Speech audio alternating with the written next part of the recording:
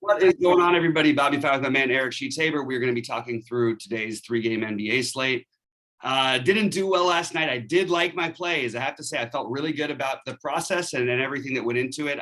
Jimmy Butler absolutely wrecked me. I understand that Melton, we can all complain about it, and he was terrible. And I mean, it literally was the nut low performance.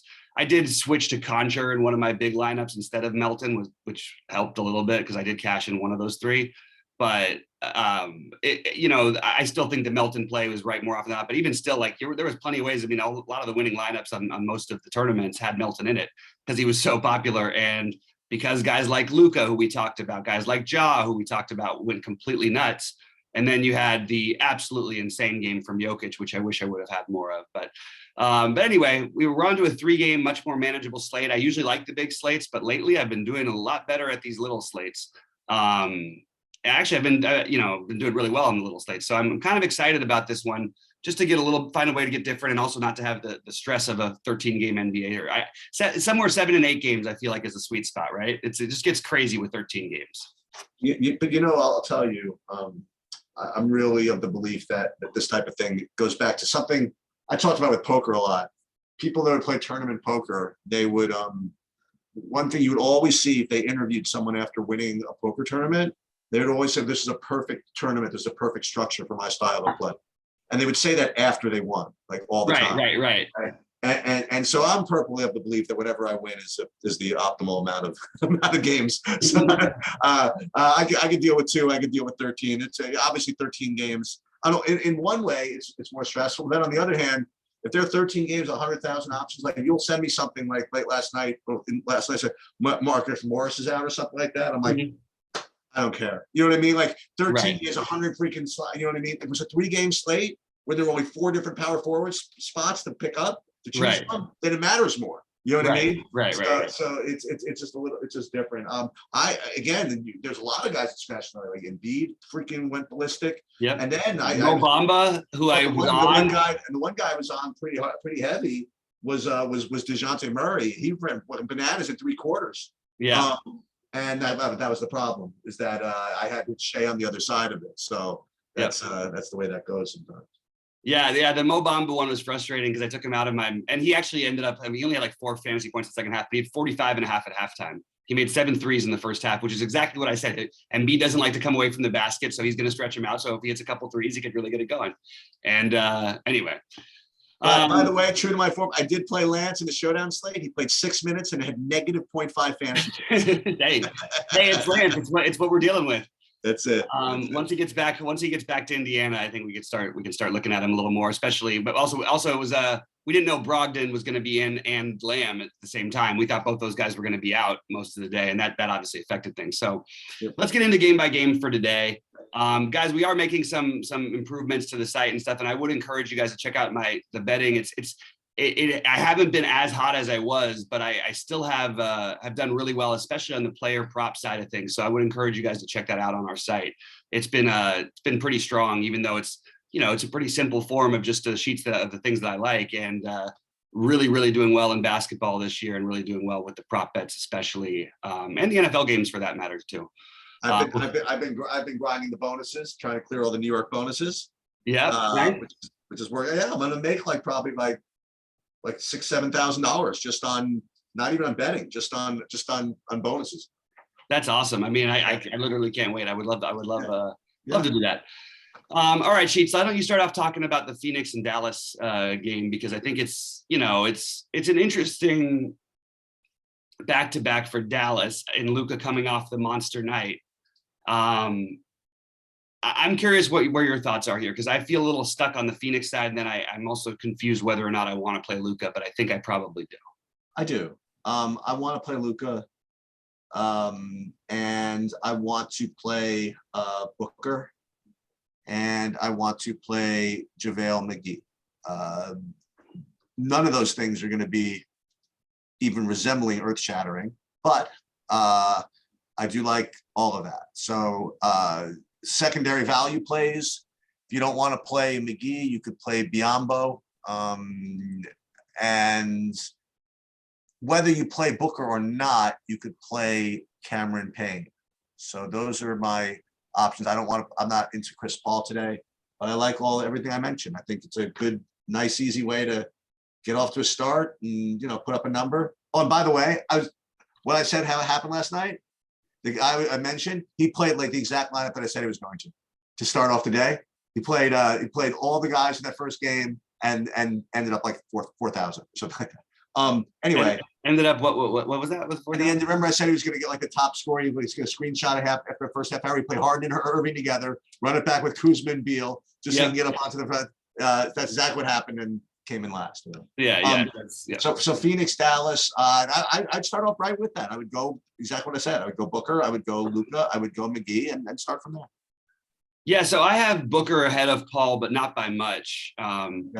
I like Chris Paul in tough matchups and games that I expect to stay close. That's where I think you get the best out of him. And even when Booker was going nuts the other night, he had a good game. So I do like Paul. I'm not like, I don't feel like it's a must. I don't think, I'm sort of just like, man. I'm going to mention again a guy who's probably not going to play any minutes tonight. But I think if you're playing a million lineups, that you might consider him. I don't know for sure that they're going to do the Biyombo thing every night, and I'm still confused a little bit. I guess I don't know. It's weird against a team without bigs that like Dallas doesn't really play big to play Biyombo to me. So I actually think what I would do is if I'm not playing McGee at center, I would probably play Looney over Bam, but I do think Jalen Smith in a very large field tournament, along with Cameron Payne. Cameron Payne, I don't think you need a large field tournament. I think he's actually a reasonable enough play at his price to pair with these guys. And what I've got where I'm playing, the Luka with one of the Paul or Bookers, is I'm including a low usage guy who is cheap, and that's he's not going to be totally off the board today, but he's 4,800, and then it's Miguel Bridge is our guy.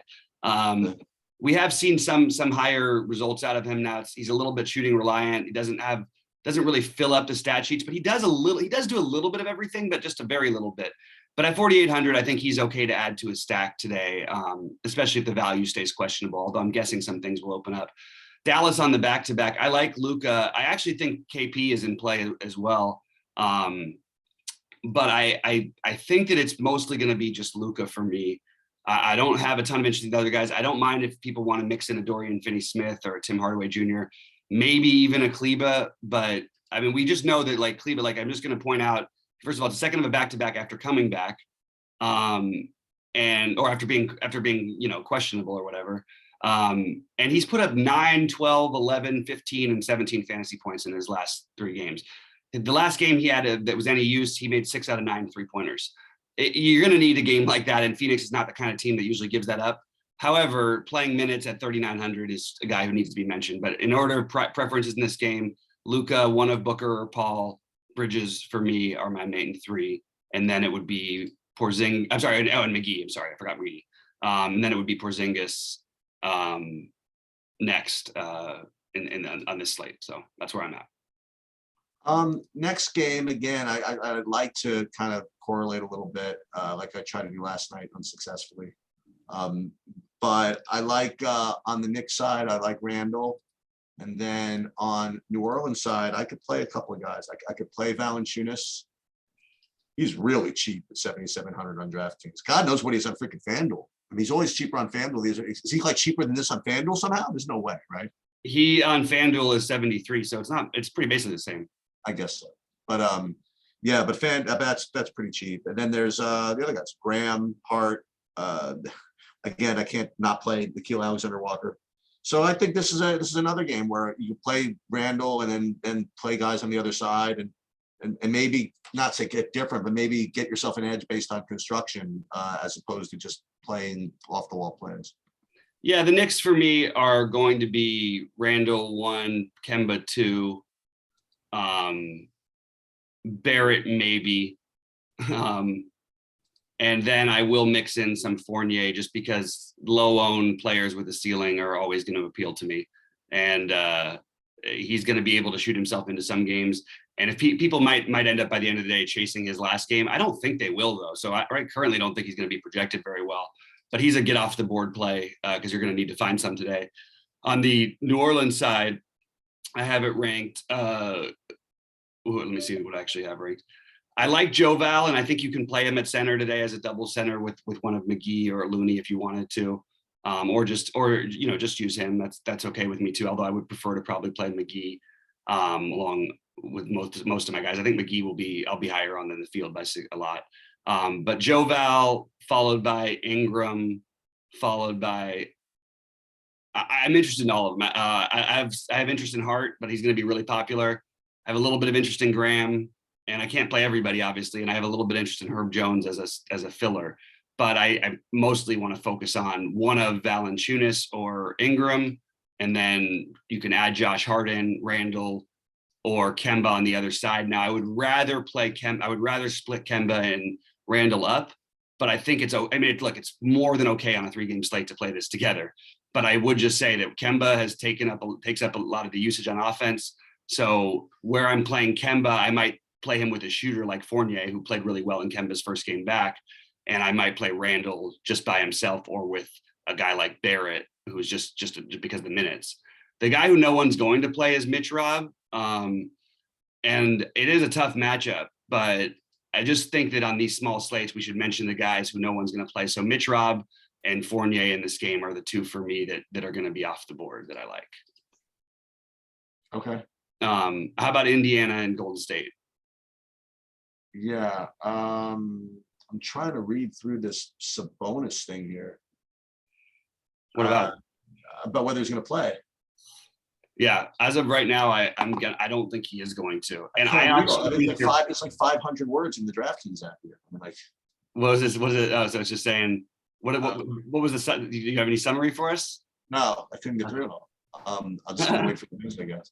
I have him projected as out right now, but then again, we got burned by Indiana last night with the guys coming in late who were supposed to be out. So I mean, you're gonna get Jeremy Lamb as a point per dollar play. I don't have to play that. The other guy that's going to shows up every day as a point per dollar play who I don't play. I don't know why I don't play him. Is Torrey Craig. And then watch the news. See who's out. It's like obviously if Sabonis, I wouldn't think that they would want Brogdon to play on a back-to-back, coming back off 7 straight games out. That's what I was worried about as well. And same thing with Jeremy Lamb, by the way, too. So I mean, they got a big freaking win over the Lakers last night. Don't push your luck. You know what I mean? Like, yeah, you can eat this one. Just be done with it. So I wouldn't be surprised if they both sat, which then creates a colossal shit show. But Sabonis is out. I think what's his name got in. Gogo got in some yesterday. Yeah, he'll play a little bit, but again, you don't need to go big against Golden State. We shouldn't look at previous matchups as an indicator. I don't think. Just a matter of what they choose to do. Yeah, I would say he played 3 minutes. I would go back to LeVert. I think if I had to play anybody, and then on the Golden State side, I mean, I don't know. I mean, like I say, raw points matter, but is Curry really going to outscore? Kuminga, Joe Val, you know what I mean? Like, I don't know, or Randall. I mean, Randall's like definitely going to score more than him. I got to take this. Okay, I'll pause it. Yeah, no problem. Hello. What were you saying about the Indiana stuff? About which one? You're talking about Indiana, right? Or Golden State? Oh yeah. No, I was just saying that who's to say that Curry is going to outscore any of these people? And I really don't. Kuminga, I guess Kuminga is my next best play. And yet you're gonna have Golden State is gonna be a double-digit favorite, regardless of who's playing for Indiana. I don't know. I just kind of want to avoid the game. I really do. I want to play Phoenix and Dallas. I want to play New York and New Orleans and root for a power outage in the 10 o'clock game and just hopefully have enough points. That's my initial take. Now, if these Indiana guys are out, then these other guys, then there's going to be fantasy points to go around. So maybe that's not so smart. Maybe I should play Curry just so that I can reserve some spots. Maybe I should play some guys in the later game. I don't know. What do you think? Yeah, I think that the way, I mean, if we don't know about Indiana, I think you want to play the later game ahead of the other games. Okay. I also think, look, it's unfortunate it's a back-to-back for Indiana. They don't have Sabonis, but the truth is that Golden State lately, I mean, they can't put teams away without Draymond, it feels like. They have not been the same at all defensively. I think this game could stay close. I like Clay, I like Looney, and I like Kuminga the most. Kuminga is my favorite, and he's going to be popular, obviously, for good reason. But we don't know for sure that he starts. So, like, just that's the thing is, like, the starting lineups for these teams are going to be big. Like, if Batatse all of a sudden is starting, like, you know, in another matchup against a team that didn't need to play big the other night, in the Clippers, you don't really need to play with their size, especially when you have Sabonis out there. He's still in that game. I mean, he put up 34 fantasy points. So he could even become viable if he was starting. That's why I do have some interest in sticking to this later game. I love Duarte. I actually like Torrey Craig, which I don't usually, but I do. And I love LeVert. I think LeVert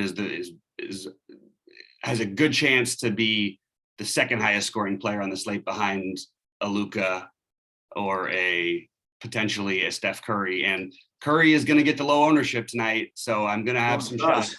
He always does. Yeah. Maybe you don't play him instead of Luka. Maybe you do, but maybe you play he and Luka together. I think that's doable. So this is obviously going to be some news, and we might not even get certain news from Golden State until late. We've got some questionables, and I mean, we've got guys projected in like Iguodala, who sat the last game. That was just for rest, but he'll be back, so it's going to muck things up a little bit. So don't be surprised if Kuminga isn't starting. Either way, and if it is a blowout, I just think Kuminga's got like huge upside, and I feel like he's pretty safe to contribute in some way or another while he's on the court. He just doesn't have empty games very often when they're a little bit shorthanded. When Draymond back, it's a very different story. But without both Porter and Draymond, it's really hard not to like Kuminga. And if you need to dumpster dive, and playing Iguodala on a 3-game slate makes more sense. He's not going to be owned that much, but I don't particularly love it. I would rate it Kuminga, Thompson, Looney. Thompson, it's frustrating because you're not going to get the minutes, but you are. I mean, look, he put up 35 in the last game in 22 minutes, and there is no reason why he can't do that on a regular basis. So I love Klay Thompson as a lower owned play today, which is what he's showing up as. And I'm a little surprised by it, to be honest with you. The other one who's really low owned is Wiggins, who you can mix in. I'm not saying these are my favorites, but those are the guys I'm going with. And I can go through real quickly, which I'll post on our site, my early builds, which actually my early builds lately have often been better. Like I had, guys who I ended up taking out, like Trae Young, who was so great last night too. I mean, there are all those guys, those studs that just went nuts last night. But I hopefully you guys take a look at it, just look at it as the baseline of what I'm trying to do. And right now I've got, 50% Paul, 50% Booker, basically, and not playing them together. It's early build. I've got 50% McGee, 50% Looney. I'm not using Biyombo at the moment. 50% Valanciunas, 50% Ingram. And then I'm gonna have 50. I'll probably have like 75% LeVert by the end of the day, and I will probably have Craig and I'll mix in some Jeremy Lamb. But I honestly would rather play Torrey Craig if Brogdon is in. He just fits better with the regular rotation team. He's going to play more minutes. He took 12 shots. He missed. He was 2 for 12, and he hit 13 rebounds though, and he still put up 28 fantasy points. I mean, he could have put up 45 if he just made any shots at all. Could get double and all that. Right. So I like that Craig is being aggressive, and I like that he's a good rebounder. And without Sabonis around, he should be able to clean up on the board. So I like that play quite a bit, and I would rate him significantly ahead of Lamb. But I will mix in some Lamb if he does play. And Luka I like as well, obviously. Sorry. Yeah, for me again, I'm gonna play Luka and Booker, and then in another lineup, I'm gonna play Randall and Joel, and that's the only thing I promise you I'm doing. Everything else, I'm just not sure. It's going to be hard to know until we find out things later, and I do think there's probably more news we're going to find out about Indiana, who's literally getting to be at the point where, even though I know they won the game last night, you could argue for them tanking this year. It's not a very Carlisle thing to do, but they don't have a lot of outs, as we say in poker. Right. I don't see them having any sort of real ceiling, and I don't think they're going to stick with this team. So anyway, you like anything on the betting side in any of these games? Yeah, I like the Phoenix Dallas. I feel very iffy about. I actually kind of would like to take Phoenix in that one to cover, but I think if I was betting it, I would just take the money line for Phoenix. But Dallas at home, and Luka's playing better, so feels like a little bit of a funny spot though. I felt like they could have been more than 3-point favorites there. I I think the Knicks and Pelicans is I'm tempted to take the over, but I also just watch what the Knicks do. They just slow the game down. I mean, I don't know. I'm sort of stuck on that one a little bit. And I do like Indy to, as of right now, assuming that that Brogdon and them are in, I like Indy to cover in Golden State. Okay. That's my early look. And then I will post my my player props, some guys who I promise I'll probably be ahead on tonight. It'd be like a guy like Looney at 6.5 fantasy points, 6.5 real life points. I think, little things like that. Chris Paul, I think over 14 real life points, I think feels like a real reasonable bet, but I'll post the ones that I like later on. All right. And we're going to be back with the football show, and good luck to everybody today, and let's make some money. Sounds good. No more Jimmy Butler, no more ejections. This is nonsense.